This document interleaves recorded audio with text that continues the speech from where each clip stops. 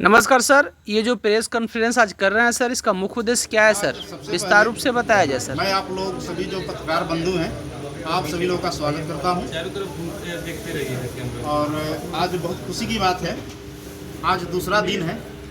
कल प्रशांत किशोर जी के द्वारा हरसिद्धि विधानसभा के लिए जो चुनावी माहौल चल रहा है अभी, तो जन स्वराज पार्टी के द्वारा 51 प्रत्याशियों की घोषणा की गई। उस 51 प्रत्याशियों में एक नाम हरसिद्धि पूर्वी चंपारण जिले से 2 नाम आया, जिसमें से एक हरसिद्धि विधानसभा का नाम आया, जिसमें मेरा नाम अवधेश राम के रूप में आया। प्रशांत किशोर जी ने, जन स्वराज पार्टी ने हरसिद्धि विधानसभा के लिए मुझे चुना है। उन्होंने मुझ पर बहुत ज़्यादा भरोसा जताया और पूरा विश्वास किया। उनको पूरा भरोसा है कि निश्चित रूप से अवधेश राम को अगर हरसिद्धि विधानसभा में विधानसभा प्रत्याशी के रूप में भेजते हैं तो निश्चित रूप से हरसिद्धि विधानसभा में हम लोग एक शानदार जीत दर्ज करेंगे। इसलिए उन्होंने हमको भेजा है। और कल जो टिकट उन्होंने हरसिद्धि का दिया, तो इसके लिए जन स्वराज पार्टी एवं जन स्वराज पार्टी के सूत्रधार श्री प्रशांत किशोर जी का हम दिल से आभार व्यक्त करते हैं, उनको दिल से धन्यवाद देते हैं। और उनको निश्चित रूप से ये जा रहे हैं, तो निश्चित रूप से हरसिद्धि विधानसभा के लोग जो है पूर्ण रूप से मन बना चुके हैं कि हरसिद्धि में बदलाव होगा।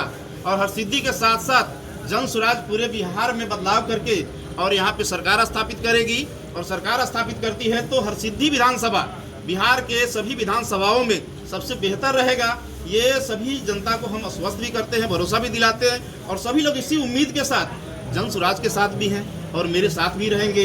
और निश्चित रूप से सभी लोगों का आशीर्वाद भी प्राप्त भी हो रहा है। हम लोग जहाँ भी जिस गांव में भी जा रहे हैं तो सभी लोग दिल से आशीर्वाद भी दे रहे हैं, दिल से पसंद भी कर रहे हैं। अगर लोग जैसे अगर दूसरे साथी भी गाड़ी लेके जन स्वराज का जाते हैं तो लोग रास्ते में रोकते हैं और पूछते हैं कि आप लोग जन स्वराज से हैं, तो हम लोग आपके साथ हैं। अभी लोग जितना दिलचस्पी जितना भी हरसिद्धि की जनता है, तो जितना दिलचस्पी सभी लोगों को जन स्वराज पार्टी के कार्यकर्ताओं के प्रति वे लोग दिखाते हैं, शायद अभी किसी तरह का दूसरे दल के लोगों के साथ नहीं मिला है। हम लोग तेजस्वी बोले हैं कि महागठबंधन की सरकार बनती है तो प्रत्येक घर में एक नौकरी दिया जाएगा। देखिए, तेजस्वी जी तो ये अब बोलना शुरू किया है, पहले तो शायद तेजस्वी जी नहीं बोलते थे। ये जो भी नेता, किसी भी दल के नेता, चाहे बीजेपी के हों, राजद के हो, जदयू के हो, चाहे जो भी तमाम नेता हो, ये बोलना अब शुरू किए कि हम रोजगार देंगे, हम यहाँ पे पलायन रोकेंगे, हम यहाँ पे पेंशन बढ़ाएंगे या महिलाओं को रोजगार देंगे, लोन की व्यवस्था करेंगे, अच्छी शिक्षा देंगे। अभी तक आप लोग सोशल मीडिया से हैं या मीडिया जगत से हैं, आप लोगों से बेहतर सभी नेताओं के भाषणों को, नेताओं के बातों को आम जनता से ज़्यादा जरूर आप लोगों के मेमोरी में है, आप लोगों के दिमाग में है। पार्टी के चुनावी एजेंडे पर 2 शब्द। देखिए, पार्टी का चुनावी एजेंडा हम लोग जो अभी एजेंडा रखे हैं वो एजेंडा से ही हम लोग शुरुआत भी किए हुए हैं, जो सर्वविदित है कि पहला मुख्य मुद्दा हम लोगों का पलायन रोकना है बिहार से। और ये निश्चित रूप से रुकेगा।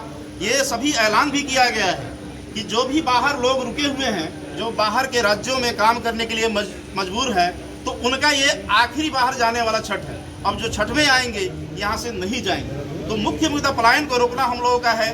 दूसरा मुद्दा है कि जैसे अभी तक 400 रुपया पेंशन के रूप में दिया जाता था, तो प्रशांत किशोर जी जब आवाज़ उठाना शुरू किए, गांव-गांव लोगों को बता दिए कि हम 2000 रुपया पेंशन करेंगे, तो आनंद फानन में 1100 रुपया किया गया।